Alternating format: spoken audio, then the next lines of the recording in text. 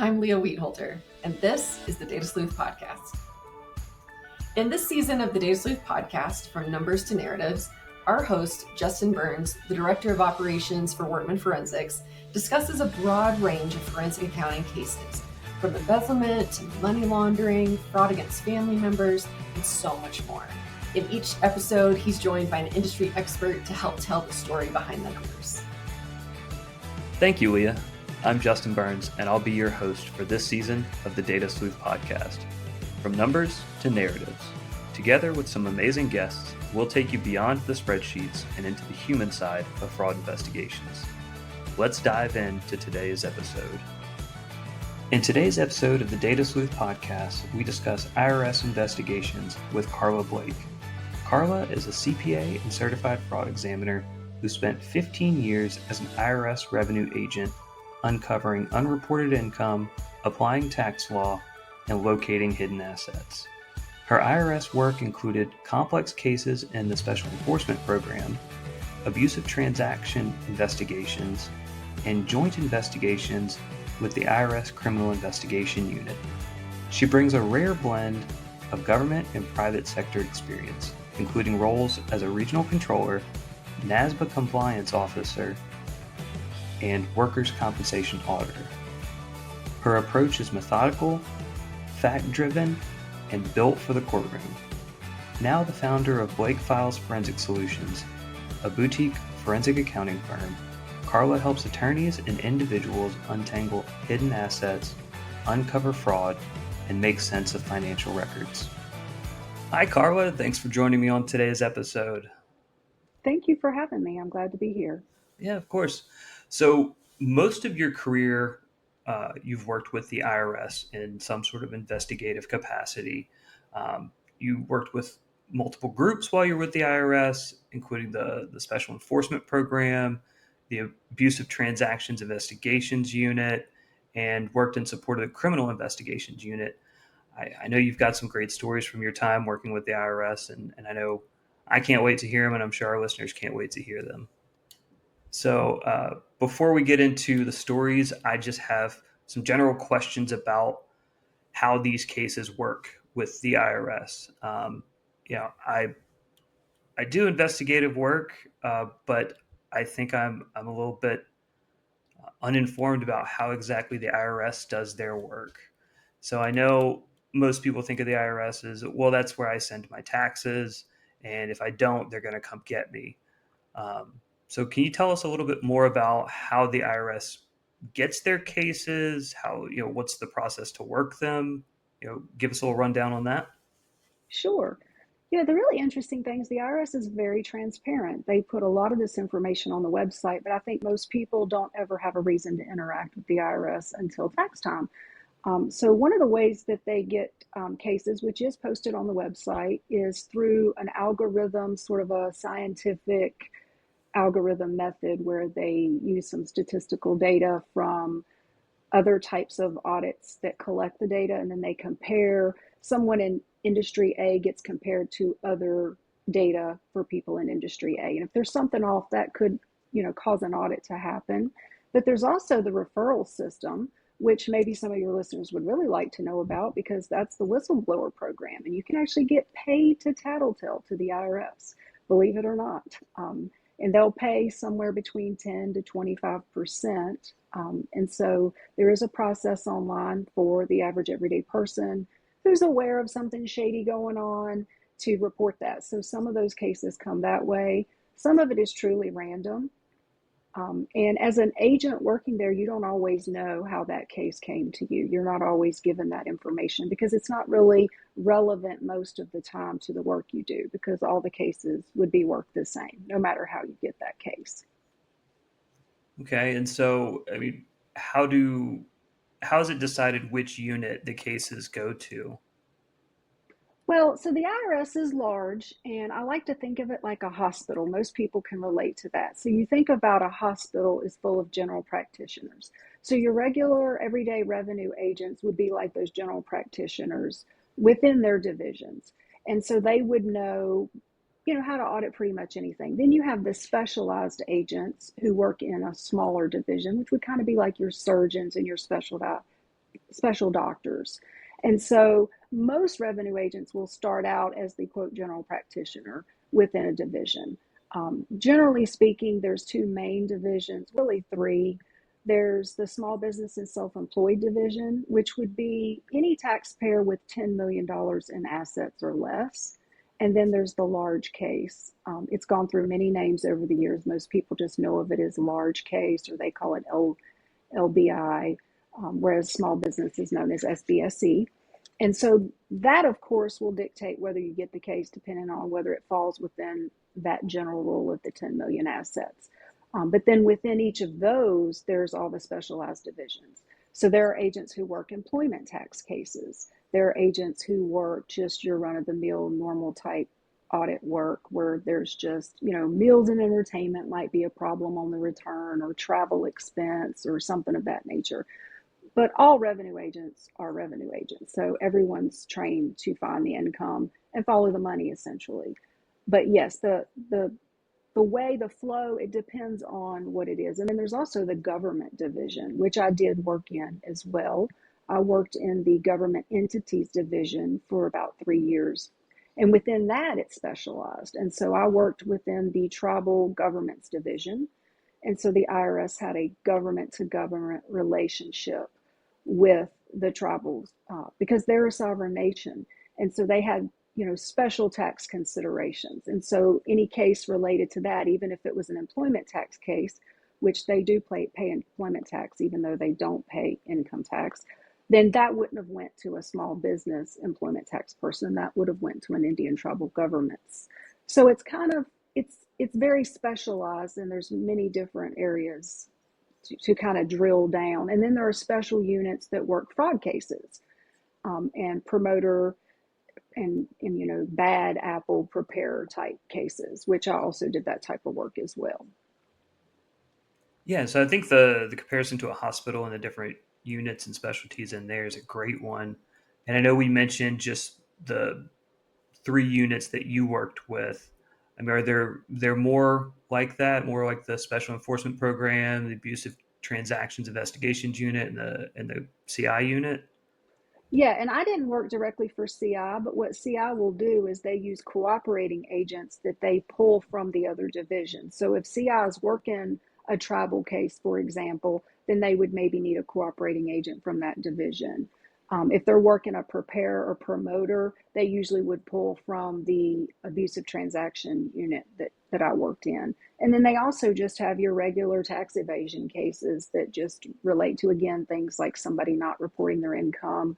And those they would get from, most of the time, the Special Enforcement Program would assist CI, but sometimes they would go out to just the regular run-of-the-mill, quote, general practitioner agents to help them when they needed something like scheduling out stuff, scheduling out, expenses or receipts, or going through bank statements. Sometimes they would need assistance if they had a large amount.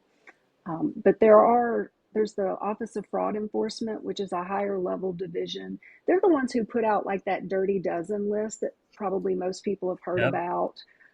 There's OPI, which is the Office of Promoter Investigations, and they're more high level. They coordinate the efforts of getting those cases out to the agents who actually work them. And there's lots of other specialized divisions within the IRS as well, related to things like offer and compromise within the collections department. There's fraud units within collections. There's, of course, counsel.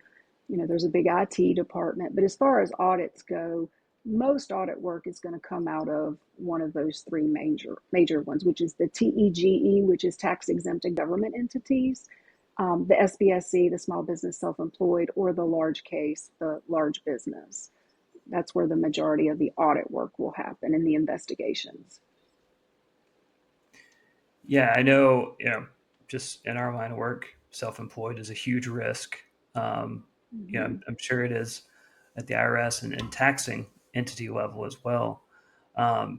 So you mentioned that no matter what division or what unit you're part of, you're working these cases in a pretty similar fashion. You're following the same processes. So what does that process look like in the investigation, and then in the eventual, building a case for prosecution? So your regular, general practitioner case is going to come out to the field, and an agent's going to get it. They're going to review that return and see what the problems are. They come to you with certain things that have to be reviewed, because somebody else has went through many processes before it gets to you to determine that there looks like there could be a problem. And so after you kind of do a cursory review and figure out what might be going on, you initiate contact, always by letter these days, because of the scams. That's changed a lot. You'll always get the letter. I know the public's been trained about that a lot lately. And then you get the letter and you have to call that agent. They schedule a time. They issue an information document request known as an IDR, which is not unlike the work that you do in your practice, and you just request the records that you want to see, which are generally going to be bank statements if there's already an indication that there could be a problem. That cursory review of the return will indicate kind of looking at the overall picture of what's on the return and comparing it to industry standards, and just looking to see, does it seem like a person could live on this amount of income? If they're reporting $10,000 of income, but yet you see that they live in $1 million house, then that's probably going to mean there's something going on. And so in some cases, bank records will be requested. Lots of times they're requested for small businesses because most people don't keep good records and they're not using a double entry book system. And so the only way to really audit for those is to get out those bank statements. And so you give that list of documents. The taxpayer brings them with them the day of the appointment.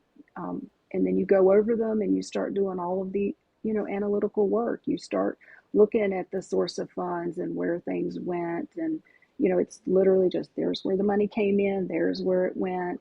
And you look for irregularities. Is there some indication there's another bank statement that they haven't provided to me? Are there unexplained deposits here?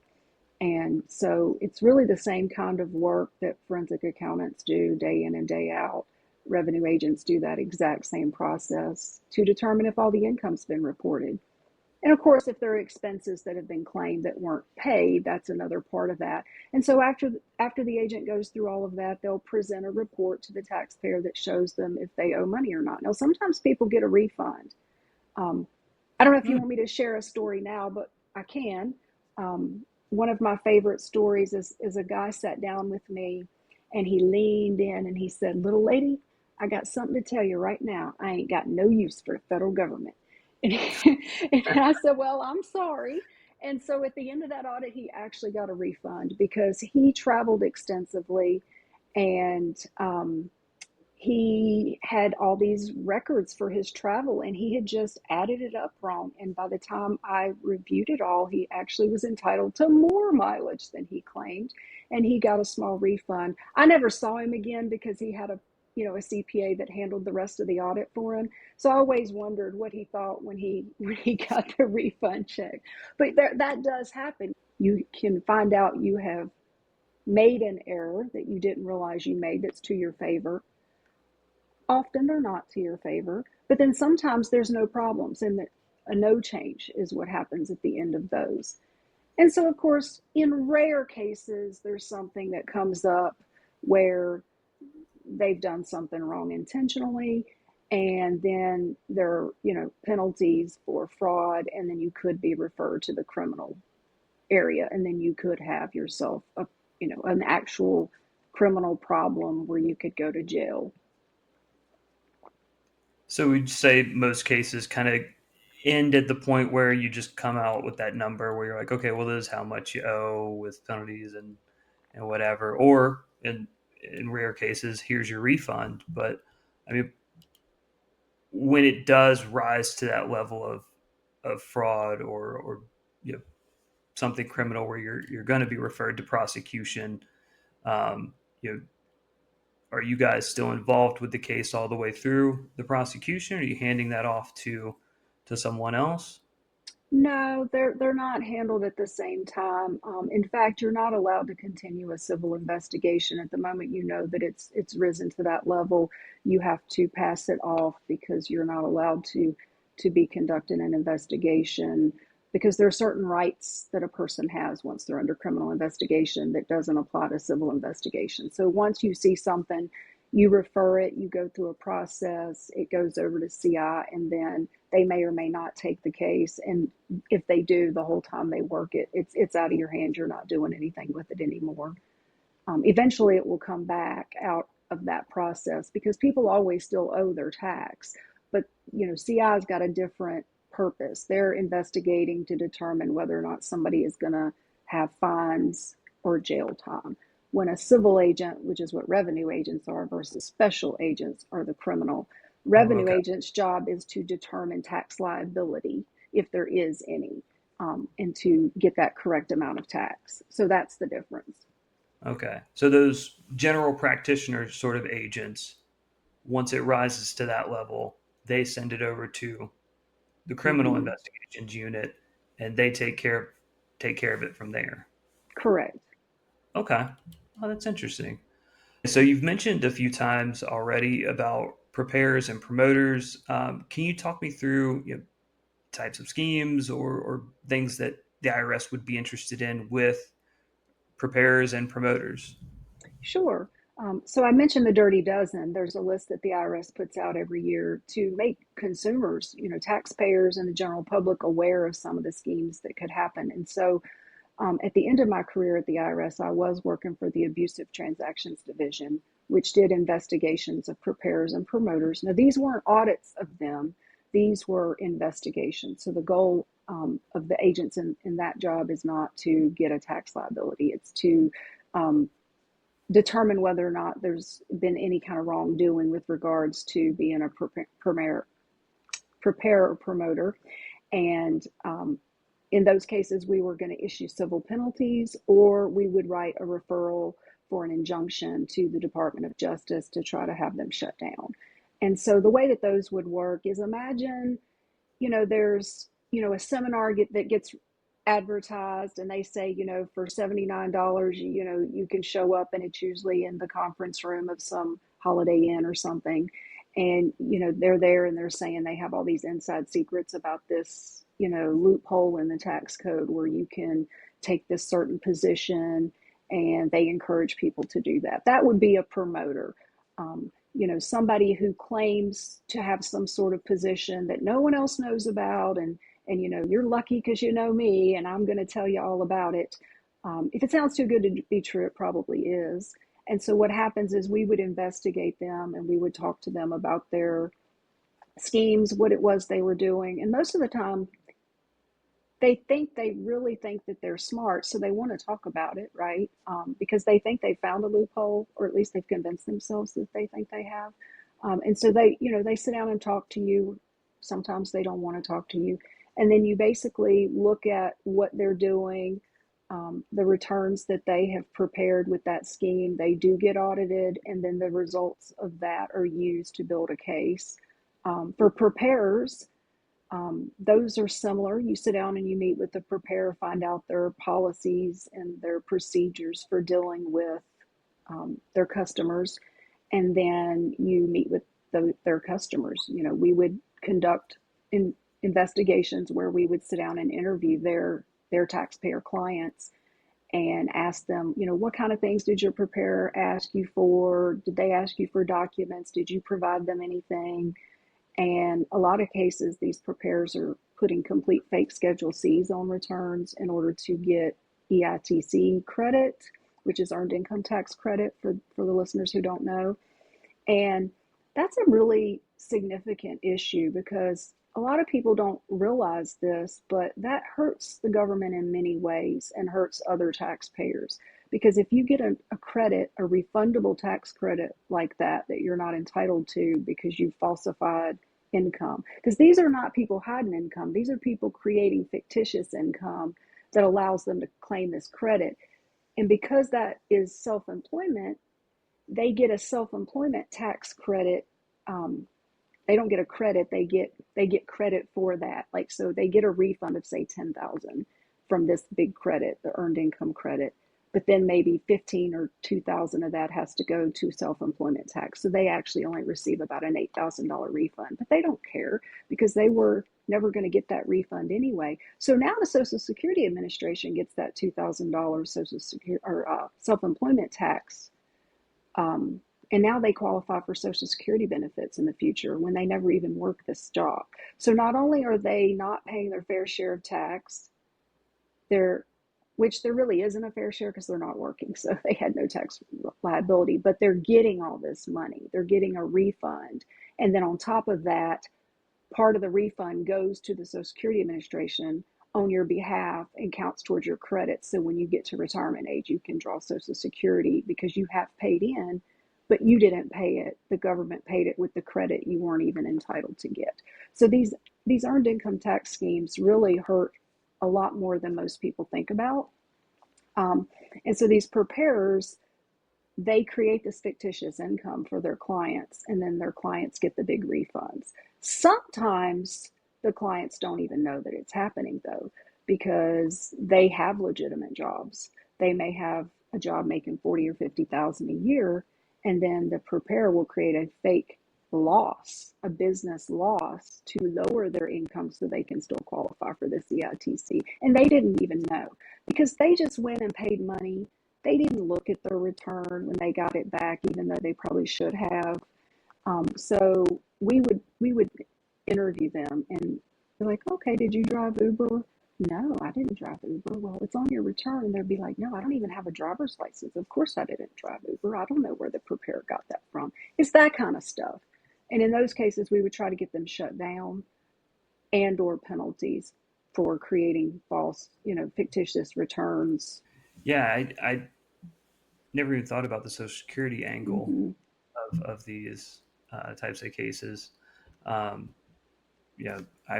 remember reading about a case out of Georgia where this preparer the way she was caught was by an undercover IRS agent, which when I was reading this case, that's when I learned that there was undercover IRS agents. This preparer was just creating these businesses for people, and just based off of nothing, she would just create entire schedules for them and get them big tax credits. And the IRS agent went in there to get his taxes done, and the preparer said, okay, well, do you have anything that you do? And he was like, every now and then I go mow my aunt's lawn, but that's not like, she doesn't pay me for it or anything. And she created a whole lawn care business for him that had a big loss and got him a refund. And she was, okay, well, the refund will get sent to me. I'll keep a portion of it, and you get the rest of it. And that was kind of how she was running her scam to benefit from it. But I think she ended up with like 8 years in prison by the time it was over. So it was a big deal. Yeah, it happens a lot, unfortunately. And there are special requirements that preparers have for the earned income tax credit. They have to do some extra due diligence efforts. If somebody comes in and is trying to claim stuff that doesn't sound right, like a 65-year-old woman who claims this is her biological child she's wanting to claim and it's 10 years old. Well, that's possible, but it's rare. So there should be additional questions asked and documented. And if the preparer doesn't ask and document questions for things that don't seem right, then they can be held to penalties for not doing that as well. Because this is such a big problem and it does cost the government in so many ways. Yeah. And I think that's a great time to go into an ad break. Tired of spending hours scheduling bank and credit card statements? With the new Data Sleuth dashboard for professionals, you can uncover hidden accounts, potential assets, loans, and even unusual transactions all in one place. Our services clean and standardize payee data, reconcile transactions, and highlight anomalies with ease, so you can focus on solving cases, not data entry. And with transparent fixed fee pricing, you'll always know what to expect. Ready to have the tech and support you've always wanted? Schedule a demo at datasleuth.com/pro and start finding answers in the data. Okay, and we're back with Carla Blake. Carla, you've given us a lot of information about how IRS investigations work, the different units involved with these investigations, the different types of things you guys are looking at. So you've given us a lot of background on how the IRS works cases. Would you be willing to share any stories from those cases with us? Sure. What a lot of people don't realize is that the IRS can actually be a good thing. You can be under exam and you can find out some things that are helpful to you. Sometimes people realize that they have kind of dropped the ball and aren't pricing their jobs correctly because they realize that they can't really tell me what they spent on a certain thing, and they realize they should change their pricing, and it allows them to realize they just need to get their books in order. That had happened to me when I was at the IRS during my career. But also sometimes you can make a real impact on what you find. And one time I discovered an embezzlement. And so it started like most do, run-of-the-mill exam like we had talked about before the break, where I sent out my letter. It was just your regular audit, and it was a corporation, and the policy is that you can only talk to shareholders. You don't talk to anyone else unless they have an explicit power of attorney form.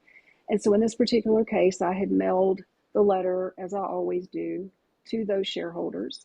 And instead of the shareholder calling me, the company controller had called me.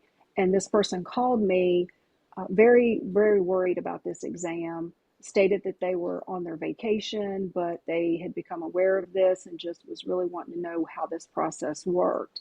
And I explained to them that, I could not discuss anything with them, even whether or not their employer was even under exam, but that if they wanted to know generally how the IRS works, that I could explain that. So that's what I did.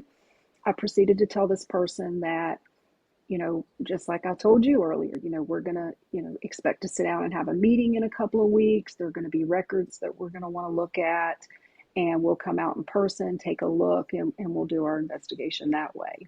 And this person was like, yeah. They've already hired a CPA that's going to handle this. I just really wanted to know.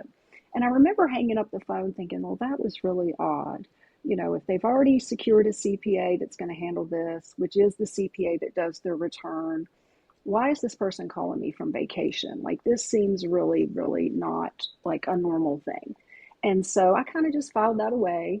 And when I arrived the day of the exam, the controller was there, as was the CPA who had been hired to handle this exam. And one of the first things I noticed is that the controller had a very, very expensive brand new vehicle and had their really shiny spot right up front that was identified as such. It was this person's spot. They pretty much were like the big wig there. And I thought that was kind of unusual too, because most accounting folks kind of get stuck with the, leftover furniture and stuff like that in businesses, because no one really sees the value in accountants. And so I started the process, and the controller gave me the tour of the business, which was common and normal. Things went pretty well.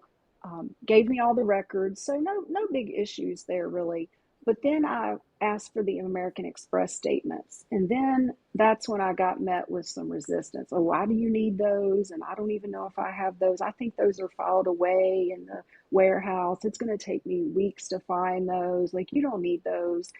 And I thought, well, that's really weird. And then there were, we always ask for in business exams, like a corporation, we would ask for the general ledger, because we're not going in and looking at bank statements first. In that case, when it's a corporation that has, records, there's no reason to get into that kind of stuff. As long as we can determine that the books and records actually do reconcile to the return, then we know things that were on the return. You could find your answers in those records, things you wanted to question. You didn't need the bank statements because they had a true double entry record. So nonetheless, I got the general ledger, and I noticed immediately that there were no names for payees for any of the disbursements in the disbursements journal. They were just vendor numbers. And so I asked for the list to provide to me, okay, here's vendor numbers. Who are these people? What do they represent? And so that was also met with some level of resistance, which I found odd, but I did receive it. And off on my way, I went to the CPA's office, because that was the other thing I should mention that I didn't before the break. We would conduct our exams at the taxpayer's business because we wanted to do a tour. That's where the records were. But when they had hired a CPA, we would do the vast majority of our work at the CPA's office. I mean, that's one of the perks of getting somebody to handle it. You don't have to deal with the IRS at your business all the time. And so I had already left to go to the CPA's office, and I immediately noticed that there were some extra payments to this controller in the general ledger that were not just salary, and they were in a kind of contract labor type category, if I recall. And so I questioned that with the CPA, and she didn't understand why that would be the case either.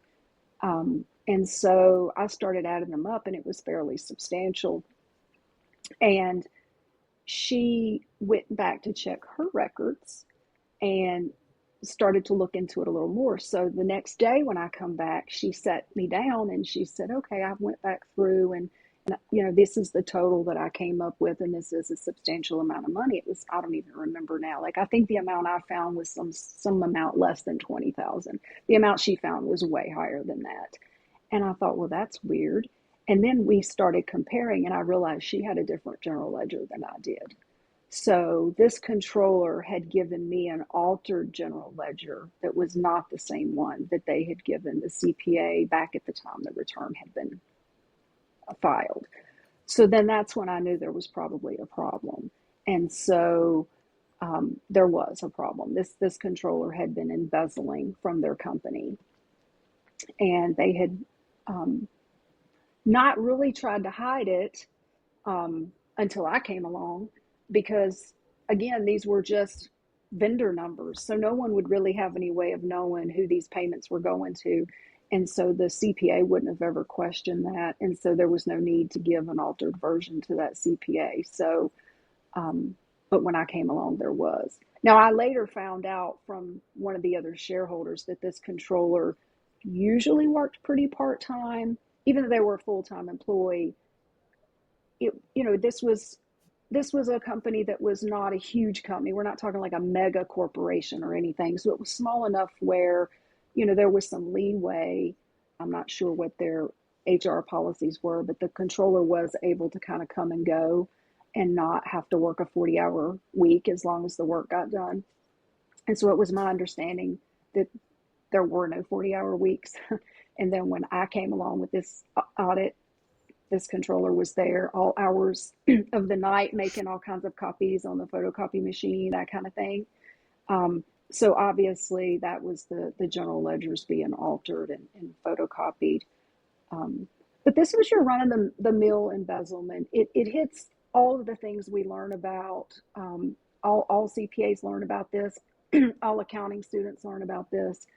And it's just your run-of-the-mill stuff. Writing checks. The employee will write checks to themselves, extra checks that are beyond their payroll, which is what happened in this case. These things were coded to various expenses that seemed to be legitimate. This particular organization had a lot of travel type expense. And so that was a huge expense on their, income statement anyway. So it was easy to go hidden in there and not noticed. Unfortunately, the shareholders, the owners of this particular company trusted this person, and so therefore had no oversight. They weren't getting copies of bank statements. They weren't getting the detailed general ledgers. They were just getting these high-level, P&L statements. Although it was explained to me that, profits had been dwindling and they couldn't understand why, but they had lost some contracts recently, and they sort of chalked it up to that over time. And, changes, I guess it's been a really long time ago that I worked this case, many, many years. But as I recall, I think maybe their business was growing at a pretty good rate. And so at first they didn't notice because they had a healthy profit. But it turns out this person had also falsified bank statements that they gave me, because I ultimately did request bank statements. And I was looking, and there was something shiny, and I looked, and there had been a piece of white paper that had been taped with literally like Scotch tape over top of the canceled check on the bank statements, with a different payee name on it. So they basically, this person had typed up a new payee with the address line and everything and just put it across their name, and had been photocopying those and had accidentally given me the original instead of the photocopied version. And so only one out of like hundreds of pages of bank statements, one slip up where I got that. So that was a pretty major smoking gun. Yeah.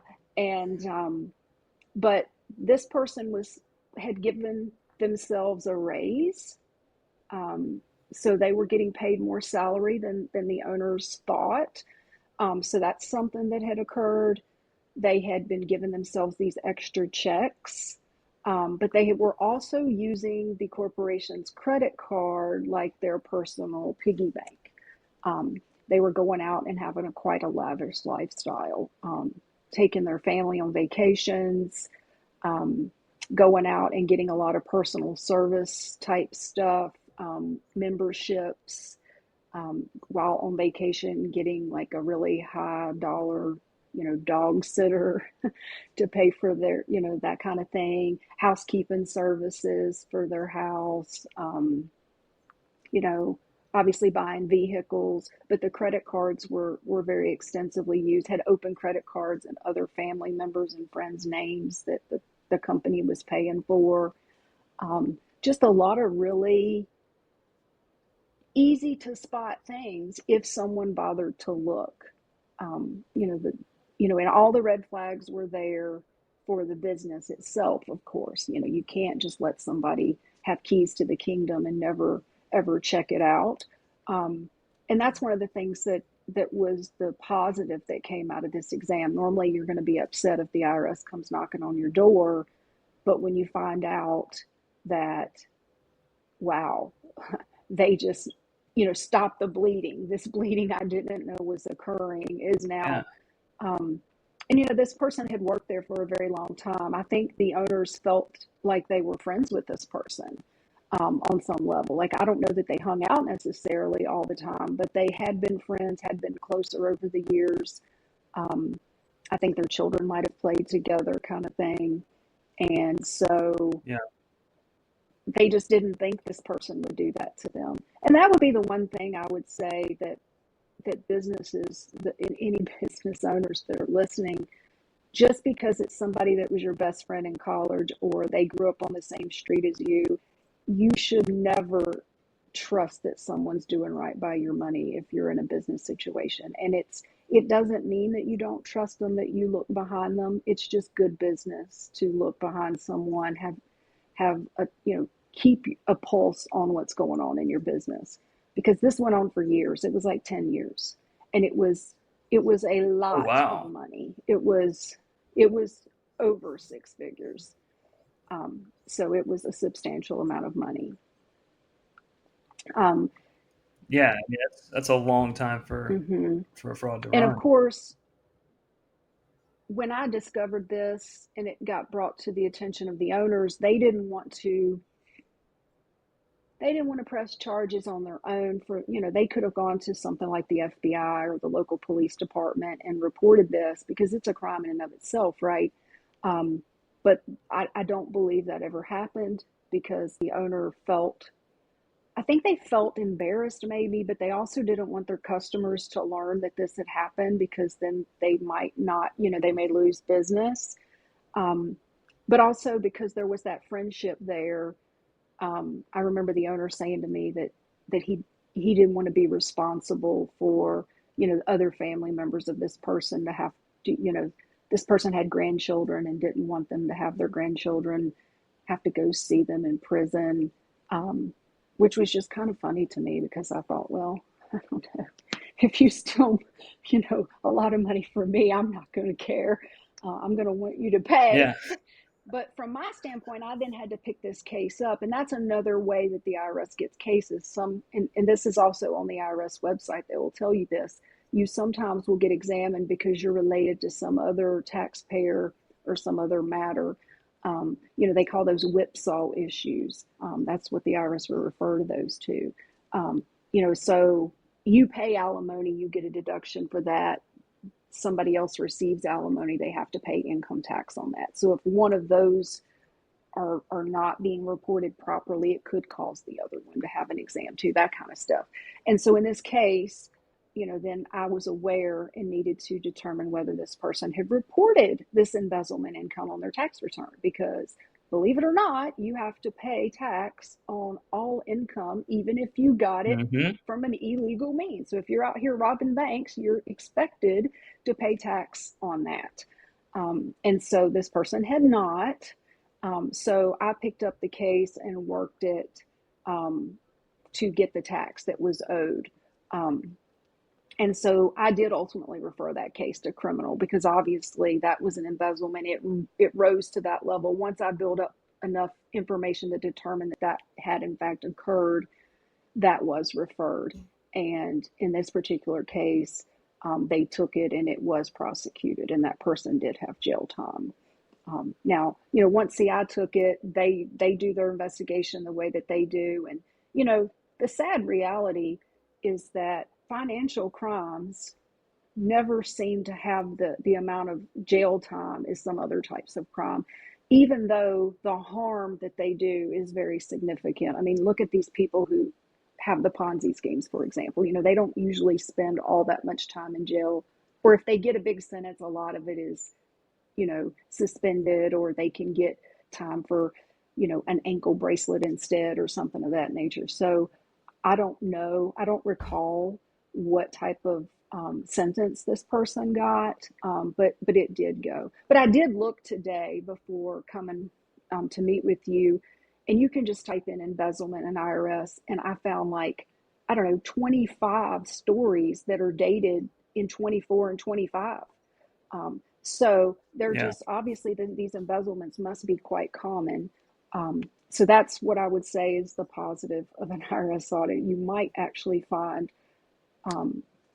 a way to save yourself some money, but you're going to lose an employee. Now, that is not the only embezzlement case I've worked either. When I was with the Indian Tribal Governments Division, I worked a case where tribal council members had been stealing money from the tribe. Similar type situation. It was also a travel reimbursement scheme.